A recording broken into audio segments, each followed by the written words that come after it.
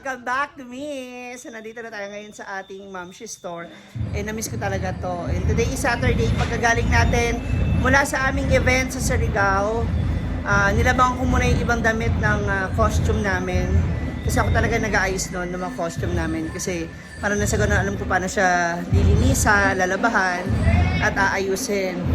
And ngayon, andito na tayo sa Mamshi Store kasi meron tayong pinapagawa.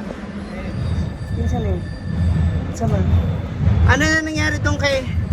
Yan. Nandito na tayo kasi alam nyo po, ay ito muna. Ipapakita ko muna sa inyo yung reason kung bakit ako nagpagawa.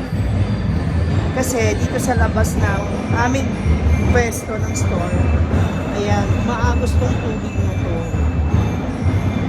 So, lagi siyang basa and ayan. Hay! Andiyan! Ha? Humana, napanad ba? Pwede? Pwede? Di mo napanood? Wala akong mapali. So, ito yung aming problema, yung basa. Diyan na! Punta ka rin sa likod! And ngayon, yung tubig na yan kasi nanggagaling sa lababo. Wait lang. Kasi ito yung dati naming pinagbabagsakan ng tubig na galing sa lababo and sa CR. So, ayan. Hindi, kailangan pwede na.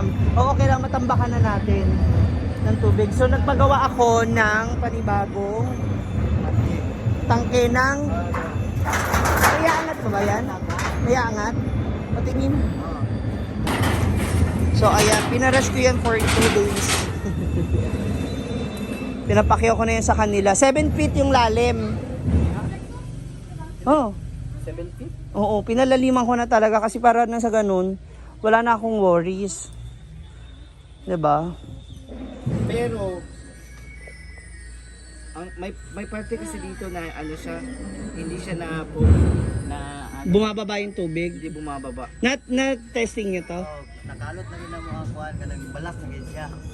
Ipaundangan ako kay Basnom. Nanay tubod ba? Takto na to kay pag amo man gisulayan niya kay giputol man ang niya Ito diri. hindi nyo naigo ang septic tank dito kuya, may septic tank dyan banda. Oh, Na hindi niya tamaan. wala man. Giputol ako kay patistin ko paagas diri. Ihunob man na siya dayon, ihunob. Kung ipa ko Lumulubog yung tubig. Kay gani siya, amo nagidistingan ko sa kay layo kay siya kay dili mo sunod nakakalot ko dyan sa uno dili mo sunod. yun nga lagi ko sa diya gahapon nga kuhan kaning may galing kay inyo kay lapas ng tao pa mo tubig na kita. Ano tong di ang apikas Oo. karinderya dyan ba? Mga timingan di may pagkalot nga kay bang kalaluman pa ni Ma'am J. Kay Kalaluman lampas na tayo. lampas man sa iya mi oh. Lampas sa iya. Ingon man kami nga padakan gamay. Sabi ko kasi palakihan pa ho siya. Kayo ako ba padakan kayo may ma-shoot naman ko sa lubla sa minto mo bitaw ning nipis-nipis ra niyo. Okay. Budget sa materials. Materials. Pero okay naman na siya at least. Okay naman. Okay na. Kasi ito yung wino-worry ko kasi pag napupuno yan, umaapaw pati yung mantika galing sa lababo namin. Actually, originally po yan kay Jana po talaga yung sa kanila yan. Nakiano lang ako, so pinalaparang ko yung... Naging si nanay niya sa ako naging nakahinga. Ay, salamat kaayo nga gipatrabaho na ni Ma'am Shiday kay usahay day ang baho. Nangangamoy daw. Di ko patulog ko gabi kay ang baho. Sumisingaw. Di ko nga mo lagi. Yun nga. Nay nga gipataka mo yung request kang Ma'am Shiday saktuban yun siya balik. May ganin siya mi ba? Ipa-season na ako ning ayo mi ha. Ayan ako ni tanggalon. Malambot pa ba to? Oh, basta. Baka lumubog ako big. Magulat ko. Dili gyapon na dili na mabanga ko kay na may kabilya na nga gibabag na mo. Merong bakal. Napagikawi sa ilalim. Okay. Bakal yung hinati-hati. Nga, pag ma-season ni siya ayo mi ayan ni ako ni tanggalon total alam ko mani mo ko Oo. ni mahapon. Kasi dito na rin tayo maglalagay ng usukan, abuhan. Dirty kitchen. Magiging dirty kitchen natin. So, kailangan ito, mapatag din natin mga lupa para yung susunugin natin mga kahoy ba? Wala lagi Diyan. tambakan nga to ya goyo kay malibil barian ni ba. Oo. Ba. Pero kay syempre, ang inyo kung trabaho ka na, good. Inyong kuhan. Hindi, ano lang ba? Pasabay na lang kasi total inano naman yung lupa. Dili yon habong ginayo, tambak ya. Mahulog kaya mo biya. Ayan, Diyan po, oh. So, okay na po siya. Kaya maganda na rin at least. Hindi rin tayo makaperwisyo sa mga kapitbahay natin, di ba? Dito may wala na tubig na mo paingon diha. Naka-blind na to ang tubo. Yung tubo na. Iputol na to siya. Diri na di papaingon tanan. Diniretso. O, tapos ang tubo ani wala nag ung lang sa kanang iyahang kanal. Lagi dis Nasa tunga. Nasa loob na mismo. Oo, kay para di siya masampungan og mga unsa-unsa din na. Mga Ah, okay. kanin. Diretso na. Diretso nasa tunga. O kasi yung amoy, gawa kasi siguro nung mantika, yung pagkain, o halo-halo. So ayan mga moms, everything is okay na. So by Monday, okay na ulit kami, maging okay na yung drainage. Hindi, yan lang ba? Yan na lang. Ay, wait. Wala niyo pa ng isa. Ah, Sila nagtrabaho dire paspasan din nila. kasi hindi, tatanungin ko rin, malay mo, magpaano si... kami. Eh, tatanungin natin si Jana kung gusto niya rin. Kaya wala lagi na tubig di ba? O, yun sa kanya kasi ba? Tambakan man yun. Wala naman yung gamit. Yung sa iyaha kasi, dito pa rin lalabas. Hindi naman siya septic dia iya. Hindi, ang septic niya kasi sa CR niya yan. Yung sa... Wala man sa drainage sa niya, lababo. Sa awas sa CR kanang mga magugas-ugas sa CR. Wala. Oo. Yun na lang ang ano natin. Kaya mamaya tanongin din na si Jano kung anong plano niya. For the meantime, siguro, ganyan nila muna. Yung iba, madingasan na yung mga kahoy. Ay, ayaw ni, kinakahoy nila. Ah, Pin bali purpose talaga niyan papatay yung dahon niya. Patayuin. Para makahoy nila. okay. O basta yung mga sako itabi. Etong ano, ba't hindi pa yan anuhin? Kuya, dispose na yan. Saan sila lagay? Tapos yung mga nasa harapan po na sako, Wala na rin layo. dito na ipasok. Kasi para wala pong tambak baron, hindi... Bonus. Ha? Hindi pa buhat lang naman. Wala naman na kayong ano.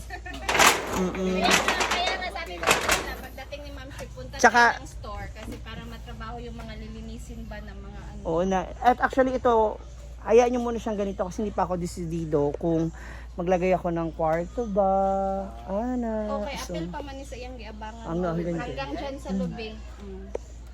yan. Kagaya nila sa kanila.